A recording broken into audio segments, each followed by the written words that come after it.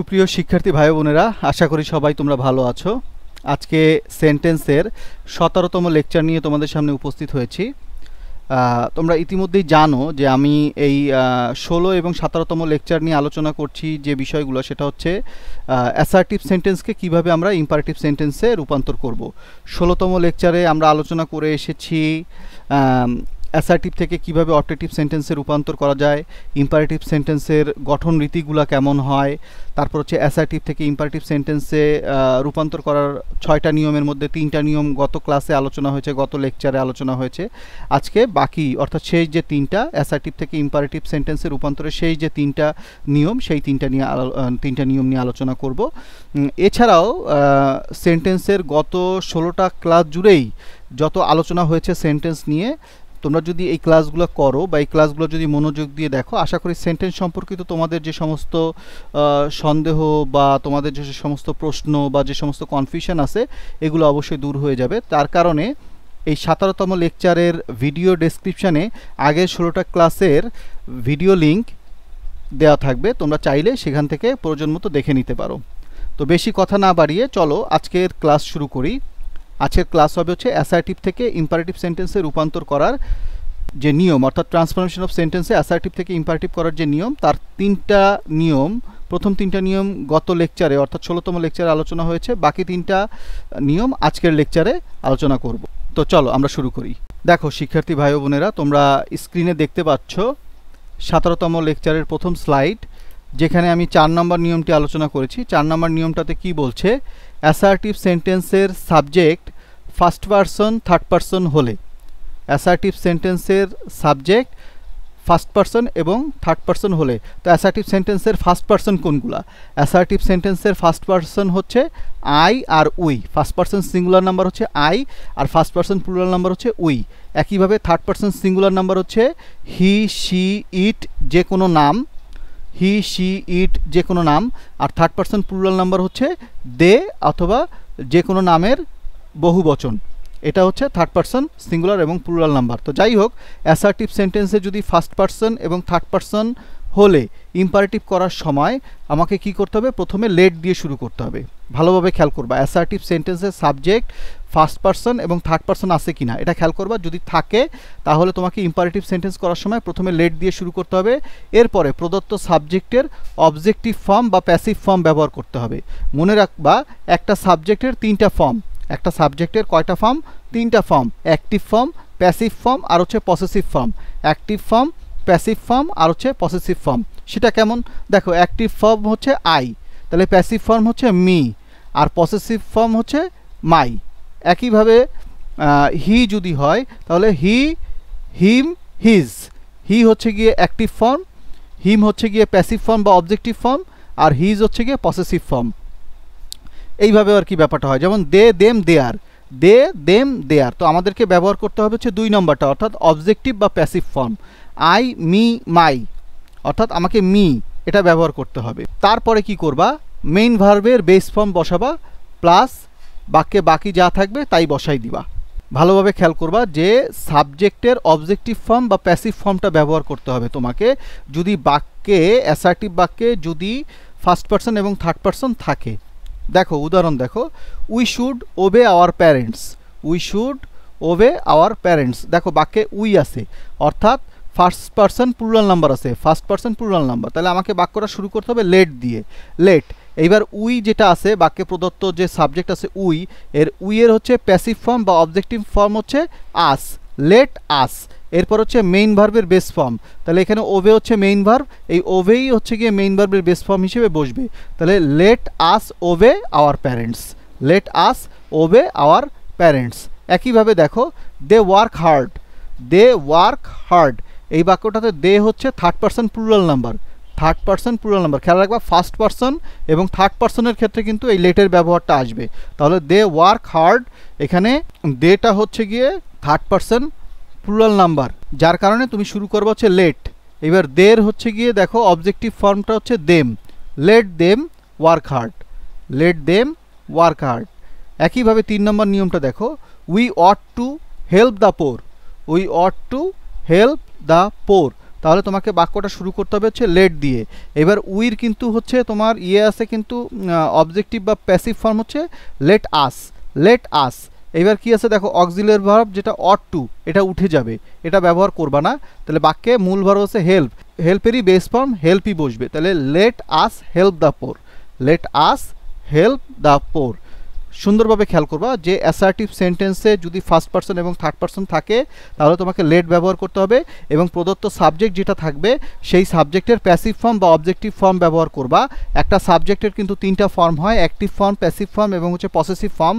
তোমাকে ব্যবহার করতে হবে হচ্ছে প্যাসিভ ফর্মটা ব্যবহার করতে হবে, এবং মেইন ভার্বের বেস ফর্ম বসায়া বাক্যে বাকি যা থাকবে তাই বসাই দিবা। অক্সিলারি ভার্ব থাকলে সেটা উঠে যাবে।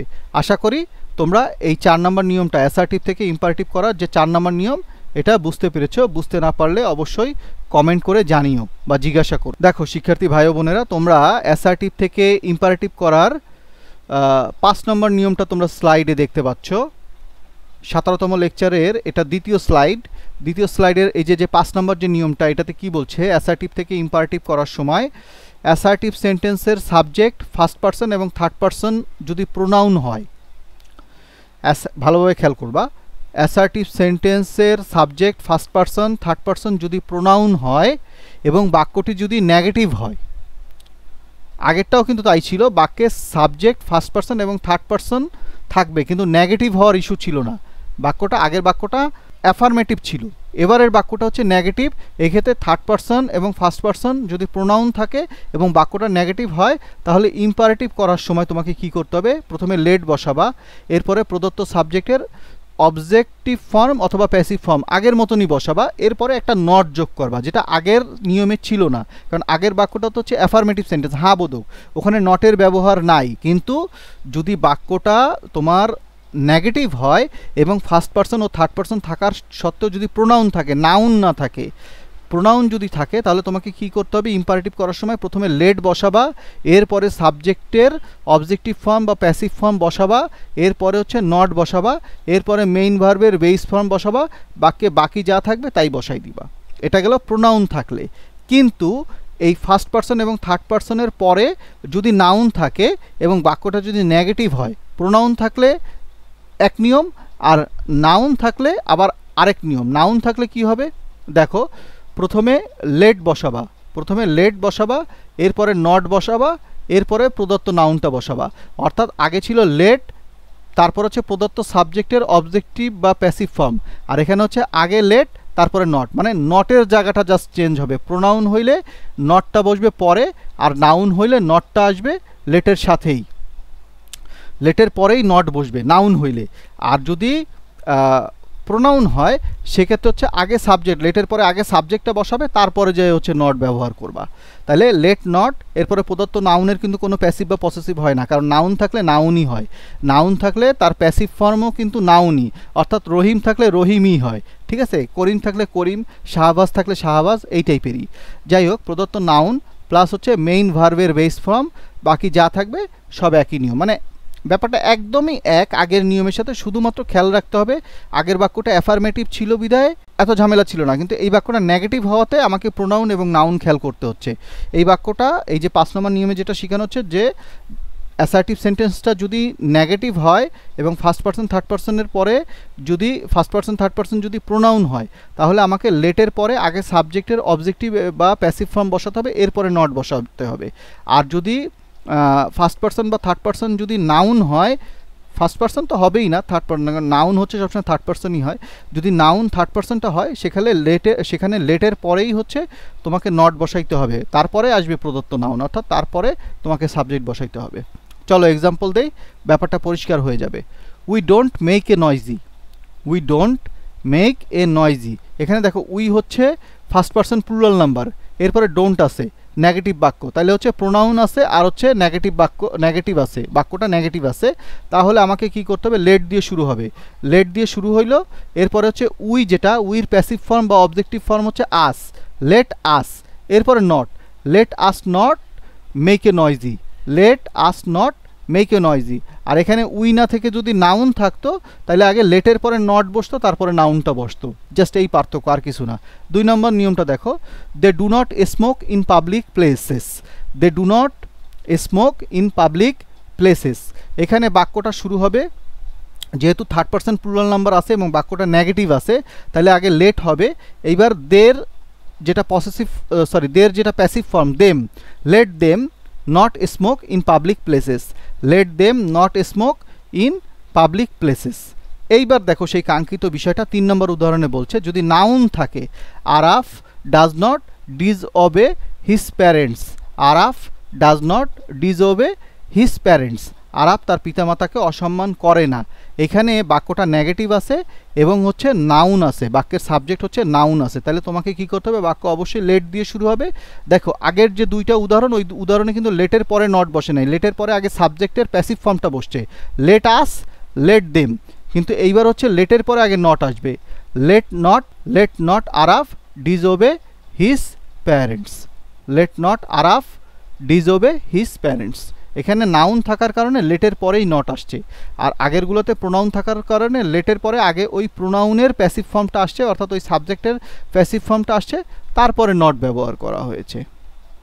আশা করি তোমরা বিষয়টা বুঝতে পেরেছো, না বুঝতে পারলে অবশ্যই কমেন্ট করে জিজ্ঞাসা করো। দেখো শিক্ষার্থী ভাই ও বোনেরা, আমরা অ্যাসার্টিভ থেকে ইম্পারেটিভ করছিলাম, অ্যাসার্টিভ থেকে ইম্পারেটিভ সেন্টেন্সে রূপান্তর করছিলাম। এটার 17তম লেকচারে আমরা একেবারে শেষ স্লাইড অর্থাৎ 6 নম্বর নিয়মে উপনীত হয়েছি। 6 নম্বর নিয়মটাতে কি বলছে দেখো, অ্যাসার্টিভ সেন্টেন্সে সাবজেক্টটি যদি ইউ এবং বাক্যে যদি নেভার থাকে, তাহলে তুমি এটাকে ইম্পারেটিভ করার সময় কি করবা, প্রথমে নেভার বসাবা, এরপরে মেইন ভার্বের বেস ফর্ম থেকে বাক্যে বাকি যা থাকবে তাই বসাই দিবা। একইভাবে যদি বাক্যে ইউ থাকে এবং অলওয়েজ থাকে, তাহলে তুমি ইম্পারেটিভ করার সময় এই অলওয়েজ প্রথমে বসাবা, এরপরে মেইন ভার্বের বেস ফর্ম বসাবা, তারপরে বাক্যে বাকি যা থাকবে সব বসাই দিব, অর্থাৎ ইউটা উঠে যাবে, শুধুমাত্র ইউটা উঠে যাবে। দেখো প্রথমে কি বলছে, you should never tell a lie, you should never tell a lie. তাহলে বাক্যে ইউ আছে এবং নেভার আছে, তাহলে তোমার কাজ হবে বাক্যের প্রথমে নেভার বসাবা, দেখো নেভার। এরপরে কি বলতেছে, বাক্যের বেস ফর্ম মেইন ভার্ব যেটা টেল, এই টেলের base form বসাবা, never tell a লাই, যা আছে তাই, অর্থাৎ ইউ শুড উঠে গেল। একইভাবে 2 নম্বর নিয়মটাতে দেখো, you should never hide the truth, you should never hide the truth. এখানে প্রথমে নেভার বসবে, এরপরে বাক্যের মেইন ভার্ব হচ্ছে হাইড, এই হাইডের বেস ফর্মটাই বসবে, হাইডি, নেভার হাইড দ্য ট্রুথ, অর্থাৎ ইউ শুড উঠে যাবে। একইভাবে দেখো বাক্যে ইউ আছে এবং অলওয়েজ আছে, তাহলে তোমাকে ইউ শুড উঠে যাবে, সেখানে অলওয়েজ থেকে শুরু করবা, you should always speak the truth, you should always speak the truth. এখানে ইউ শুড উঠে যাবে, তাহলে বাক্য শুরু হবে অলওয়েজ দিয়ে, always speak the truth, always speak the truth. একইভাবে you should always follow the rules of society, you should always follow the rules of society. এখানে আমাকে কি করতে হবে, দেখো বাক্যে অলওয়েজ দিয়ে শুরু করতে হবে, অলওয়েজ। এবার ফলো হচ্ছে বাক্যের মেইন ভার্ব, এই মেইন ভার্বের বেস ফর্ম আমাকে ফলোই বসাতে হবে, always follow the rules of society. এই হলো তোমরা অ্যাসার্টিভ থেকে ইম্পারেটিভ যে করবা এটার শেষ নিয়ম, 6 নম্বর নিয়ম। অ্যাসার্টিভ থেকে অপটেটিভ এবং অ্যাসার্টিভ থেকে ইম্পারেটিভ আলোচনা করলাম গত 16 এবং 17তম লেকচারে। তোমরা মনোযোগ দিয়ে ক্লাসগুলো অবশ্যই করেছো, অবশ্যই তোমরা বোঝার চেষ্টা করবে, ক্লাসগুলো মনোযোগ দিয়ে করবে। যদি কোনো প্রবলেম তোমাদের কাছে অনুভব হয় বা বুঝতে না পারো, অবশ্যই আমাকে কমেন্ট করে জানাবা, আমি বিষয়গুলো নিয়ে তোমাদের সাথে আবার আলোচনা করব। তো পরবর্তী ট্রান্সফরমেশন অফ সেন্টেন্সের পরবর্তী ক্লাস অর্থাৎ 18তম লেকচার পর্যন্ত তোমরা ভালো থাকবে, সুস্থ থাকবে এবং পরের ক্লাসটি অবশ্যই দেখবে মনোযোগ দিয়ে। সেই শুভকামনায় আজকের লেকচারটি এখানেই শেষ করছি। ধন্যবাদ সবাইকে।